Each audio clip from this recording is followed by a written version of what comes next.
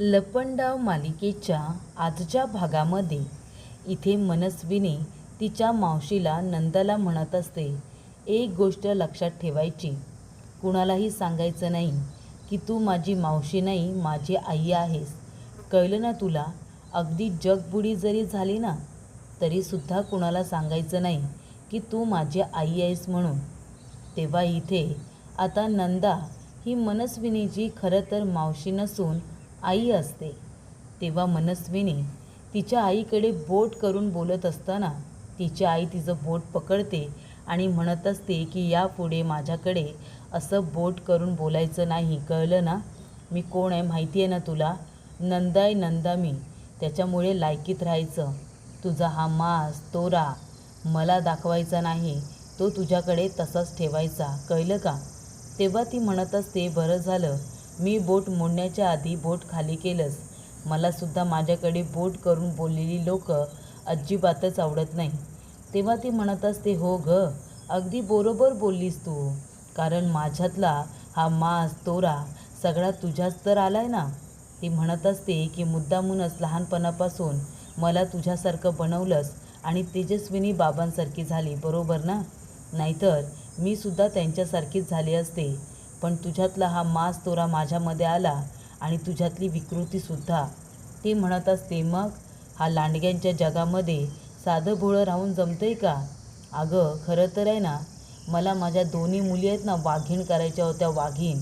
पण तुझा बाप हा कोण होता? राजा हरिश्चंद्र ना. कोणाला काही बोलायचं नाही, चांगलं राहायचं, शांत राहायचं. तेव्हा तुझी बहीण ती तेजस्विनी त्याच्यासारखी झाली आणि तू मनस्विनी माझ्यासारखी झालीस ना, या नंदासारखी. तेव्हा ती म्हणते, हो का आई, मी तुझ्यावरती गेली आहे का? तुझं खरं नाव नंदा आहे का?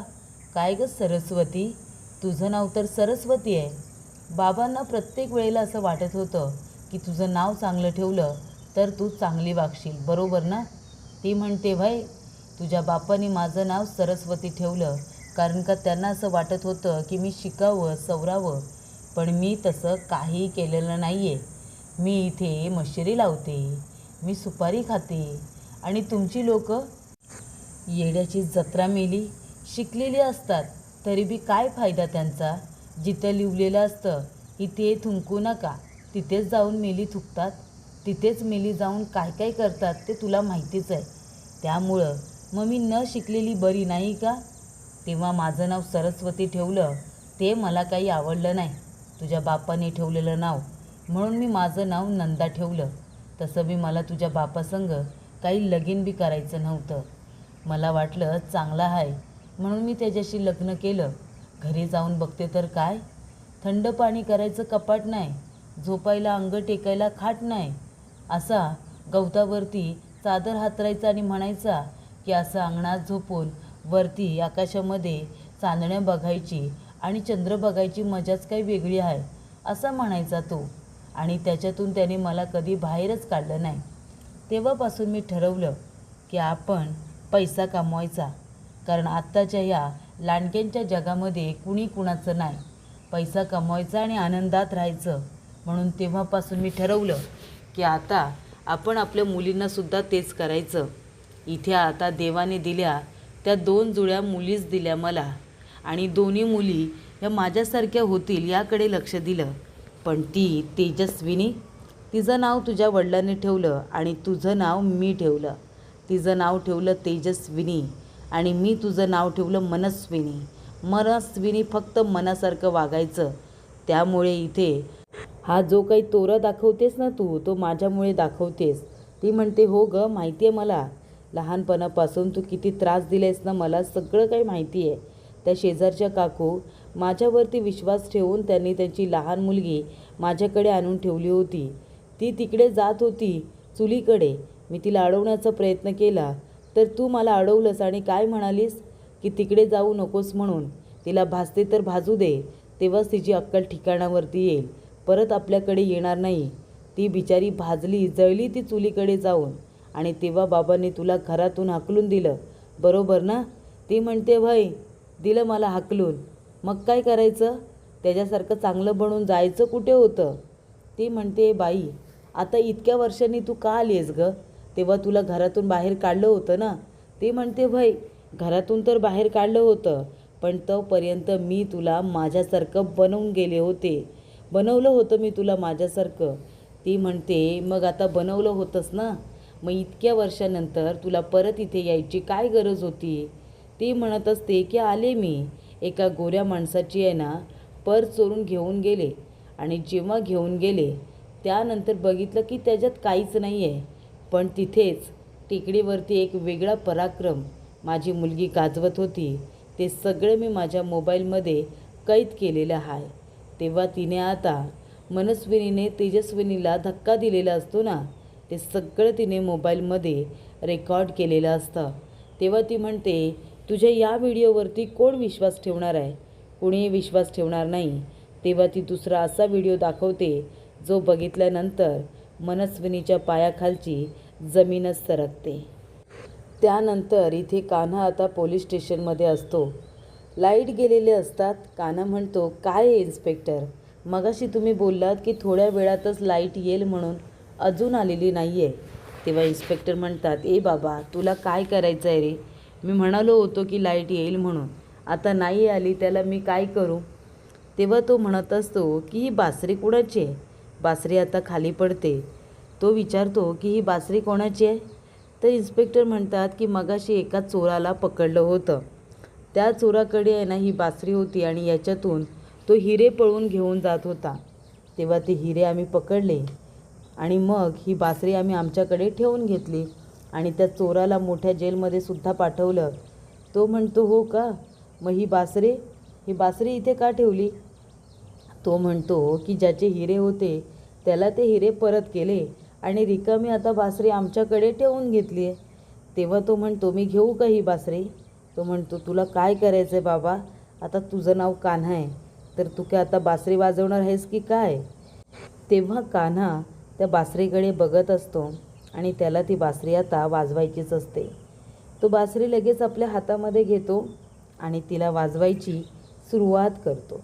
तेव्हा इथे कान्हा खूपच अशी मधुर आवाजामध्ये ती बासरी वाजवत असल्यामुळे सगळेजण लाईट नसल्यामुळे जे काही टेन्शनमध्ये असतात, वैतागलेले असतात, ते सगळेजण आता छान असे रिफ्रेश झालेले असतात, ताजेतवाने झालेले असतात. बासरीच्या त्या मधुर स्वरांनी सगळेजण खूपच आनंदी होतात.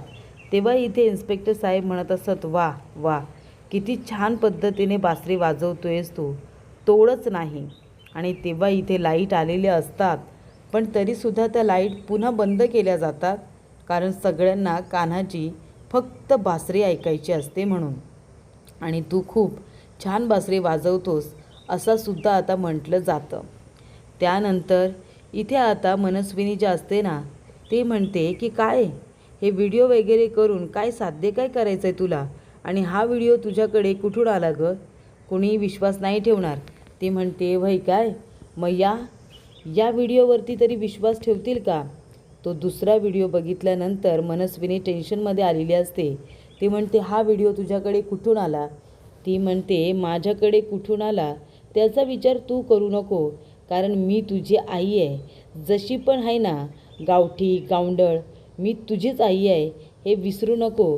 अगं तेजस्विनी नाव सांगत होतीस ना सगळ्यांना, तू मनस्विनी आहेस ना, मनस्विनी. हा व्हिडिओ दाखवल्यानंतर कुणीही शंका घेणार नाही, सगळेजण विश्वास ठेवतील की तूच मनस्विनी आहेस म्हणून. कसं स्वतःला तेजस्विनी बनवलेस ना, हे सिद्ध करणारा हा एकमेव पुरावा आहे माझ्याकडे, आणि याने सगळेजण तुझ्यावरती लगेचच अविश्वास दाखवतील. ती म्हणते, बाई अगं का करतेस तू हे सगळं? हे सगळं कशासाठी करतेस तू? का आली आहेस तू इथे? ती म्हणते, का आली आहे म्हणजे? आत्ता कसं इथे मुद्द्याचं बोललीस? असं बोललेलं आवडतं मला. हे बघ, एक काम करायचं, ह्या समध्या प्रॉपर्टीमधली अर्धी प्रॉपर्टी आहे ना, ती माझ्या नावावरती करायची, कळलं का? मला प्रॉपर्टी हवी आहे. ती म्हणते, का पण? तुला का प्रॉपर्टी हवी आहे? आणि तसंही अजून सही वगैरे काही झालेली नाही आहे. प्रॉपर्टीच्या पेपरवरती सखीने अजून सही केलेली नाही, त्यामुळे आताच तुला काही मिळणार नाही आहे. ती म्हणते, भीक नको आहे मला, कळलं ना? मला माझ्या हक्काचं हवं आहे, हक्काचं. ती म्हणते, अगं कशाला हवी आहे प्रॉपर्टी? आणि तसंही मीच तुला सांभाळणार आहे ना, त्यामुळे गावाकडे निघून जा, मी तुला पैसे पाठवून देत जाईन. ती म्हणत असते, नाही हां, भीक नको आहे मला. या नंदाने कधी कोणाकडून भीक नाही घेतली. जे हवं आहे ना ते एकतर मिळवलं किंवा हिसकावून घेतलं, जसं तू आता करत असतेस. बरं ठीक आहे बाबा, सही घे आणि सगळी नाही अर्धी प्रॉपर्टी माझ्या नावावरती माझ्या हक्काची करून ठेव. मी मेल्यानंतर माझं सगळं तुझंच होणार आहे नाही का. पण आता जिवंत असताना मला माझ्या हक्काचं काहीतरी हवं आहे, असं ती तिला सांगते. त्यानंतर सखी आपल्या रूममध्ये असते, तयार होत असते. तेव्हा तिचं लक्ष जातं कपाटावरती कान्हाने ठेवलेल्या गिफ्टवरती. ती आता ते गिफ्ट बघत असते आणि म्हणत असते की काय असेल त्या बॉक्समध्ये. नाही नाही, मला काही बघायचं नाही आहे, मी काही बघणारच नाही आहे. जाऊ दे तिकडे, मी त्याला सांगितलं आहे की तुझ्याकडून मी काहीही गिफ्ट घेणार नाही आहे म्हणून. पण सतत मी त्या हाफचड्डीची का आठवण काढते, मी त्या हाफचड्डीला इतकं का मिस करते. जाऊ दे तिकडे, त्याच्यामध्ये काहीही असलं ना तरीसुद्धा मी बघणार नाही आहे. पण खरं तर मला आता ना माझ्या रूममध्ये कान्हाची एकसुद्धा आता आठवण नको आहे. कान्हाबद्दलचं एकसुद्धा गिफ्ट माझ्या इथे नको आहे. त्यामुळे काम करते, हे आता गिफ्टच इथून काढून टाकते, फेकून देते बाहेर. त्यानंतर जी जानू असते ना ती किरणला फोन करत असते, पण किरणचा फोन एकतर लागत नसतो, लागला तर तो उचलत नसतो. तेव्हा ती आता विचारत असताना की बाबा हा माणूस का फोन उचलत नाही आहे. तेवढ्यातच दाभाडे काकू त्या ठिकाणी आलेले असतात. तेव्हा दाभाडे काकूंना बघून जान्हवीला खूपच जास्त छान वाटतं. ती म्हणते, काकू अहो आलात तुम्ही. त्यांना मिठी वगैरे मारते. तिला भेटून त्यांना फार आनंद झालेला असतो. ती म्हणते, दाभाडे काकू बरं झालं तुम्ही आलात. काय हो तुम्ही अचानकपणे गावाला निघून गेलात, आम्हाला तुमची खूप आठवण येत होती. दाभाडे काकू म्हणतात, अगं काही उपयोग झाला नाही गावाला जाऊन.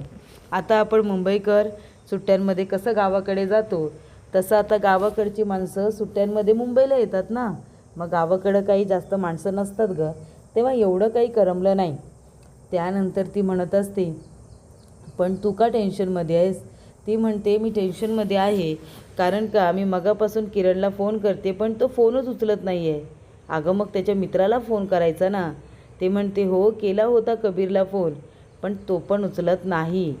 त्यानंतर इथे आता जी आपली सखी आहे ना ती एक हँगर काढते. हँगरने तो बॉक्स आता बाजूला काढते, तिचा हात पोचत नसतो आणि ती म्हणते की चला आता ह्या बॉक्समध्ये काय आहे ते आपण बघूया.